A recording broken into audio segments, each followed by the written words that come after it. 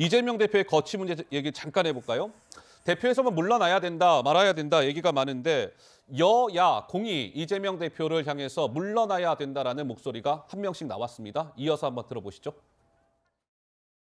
제1야당 대표의 지위를 남용해서 검찰 소환 날짜와 수사 방식을 마음대로 바꾸고 법 앞에 평등을 무시하며 법치를 훼손하는 오만이 도를 넘었습니다. 이재명 대표는 당 대표직을 방패막이 방탄막으로 삼고 있습니다. 이재명 대표는 당 대표직을 내려놓고 검찰에 출두해야 합니다.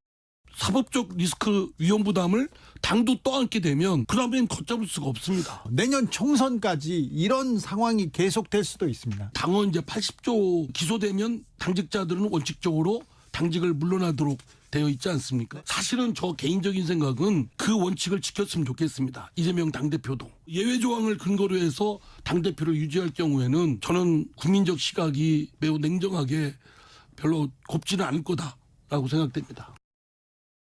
네, 여당에서는 정진석 비대위원장, 민주당에서는 오선 중진 이상민 의원이 이재명 대표 좀 이쯤 되면 물러나셔야 될 것 같습니다라는 목소리를 냈습니다. 근데 이제 정진석, 이상민이 두 분의 이야기가 그래픽에 이제 일목요연하게 정리가 되어 있고요. 그렇다면 아까 지지율 얘기가 잠깐 나왔는데 자연스럽게 지지율 얘기로 한번 넘어가 보죠. 정당 지지도 조사입니다. 국민의힘이 36.6, 민주당이 31.3 이렇게 나왔어요. 오차범위 밖에서 국민의힘 지지율이 이 YTN 조사만 놓고 보면 높게 나왔습니다. 글쎄요, 어떻습니까? 이 지지율은 이재명 대표는 사법 리스크가 고조화되고 있고, 근데 이재명 대표는 여러 가지 민생 행보도 하고 있고, 이런 측면도 있어요. 여당에서 실수하는 것도 있고, 그런데 어찌됐건 민주당의 지지율은 높아지지 않고 뭔가 하향 곡선을 그리고 있고, 반대로 오히려 국민의힘 지지율이 올라가고 있다? 이 현상은 좀 어떻게 읽어야 될까요? 예, 지금 그 윤석열 정부 초기에 많은 일을 해야 하고 국민에게 희망을 드려야 할 때 그렇게 하지 못하고 있는데도 민주당의 지지율이 떨어지고 있는 것은 저희가 반성할 점입니다. 그러나 여야 모두 함께 바라봐야 될 것은 자기 정당의 지지율을 바라보는 것이 아니라 그리고 서로 상대방의 정당의 지지율을 바라보고 일희일비하는 것이 아니라 지지 정당이 없다라고 하는 24% 국민의 여론입니다.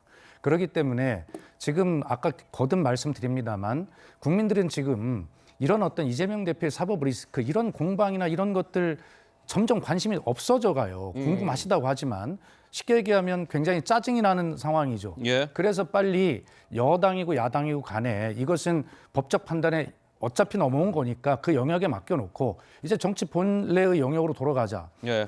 집권 여당의 비대위원장께서 제1야당의 대표를 사퇴하라라고 직접 언급하는 저거야말로 도가 넘어도 많이 넘은 것입니다. 도가 넘었다. 예, 다른 분들은 그렇게 하실 수 있지만 예. 당 대표까지 직접 나서서 저렇게 하시는 것은 그야말로 안 되는 수준이다 이런 생각을 하고요. 예. 일단 결론은 지지 정당이 없다라고는 24%의 저 국민 여론에 여야가 모두 함께 주목해야 한다는 말씀을 드립니다. 정진석 비대위원장이 제1야당 대표 이재명 대표를 물러나라고 얘기한 건 도가 넘었다. 네, 저는 그렇게 생각하지 않고요. 너무나 당연한 얘기라고 생각합니다. 우리 예. 여론조사에서도 보면 64%가 이재명 대표가 기소가 되면 대표직에서 물러나야 된다고 얘기를 하는데요. 죄송합니다만 지금 김종혁 의원께서 지금 말씀하시는 여론조사는 어제 저희가 준비한 거 있죠? 그거 좀 준비해서 좀 넣어주시고요. 예, 말씀하시죠. 여론조사 예. 결과니까 그게 예. 있어야 되죠. 예. 근데 보세요. 일반 회사에서도요. 회사 대표라든가 회사 임원이 기소가 되잖아요. 당연히 물러나요. 당연히 물러나서 재판을 받습니다. 네. 그러고 나서 그게 무혐의가 되면 다시 복귀하는 것이고 그래서 처벌을 받게 되면 그 자리에서 완전히 떠나는 것이거든요. 그런데 이재명 대표는 일반 회사도 아니고 공직이란 말이에요. 아하. 예?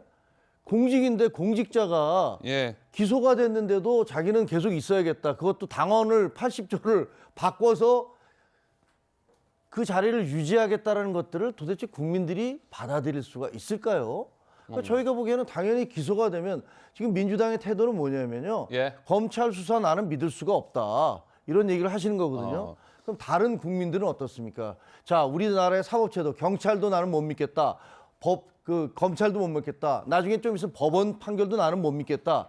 이렇게 얘기를 하면 예. 그러면 우리는 민주당에 투표한 결과는 어떻게 믿어야 됩니까? 사회의 시스템을 그런 식으로 다 부정하기 시작하시면요. 사회는 굴러갈 수가 없어요. 올라갈 수가 없다. 예. 그러니까 저는 좀 잘못됐다고 생각합니다. 예. 전평론가? 예. 김정현 비대위원의 말씀을 들으면 검찰의 기소가 100% 진실이라는 근거를 너무 두신 것이 아닌가 생각이 듭니다. 검찰 수사 자체에 대한 인식이 국민의힘의 지지층과 민주당 지지층 사이에서는 완전히 다르다는 결과도 많습니다.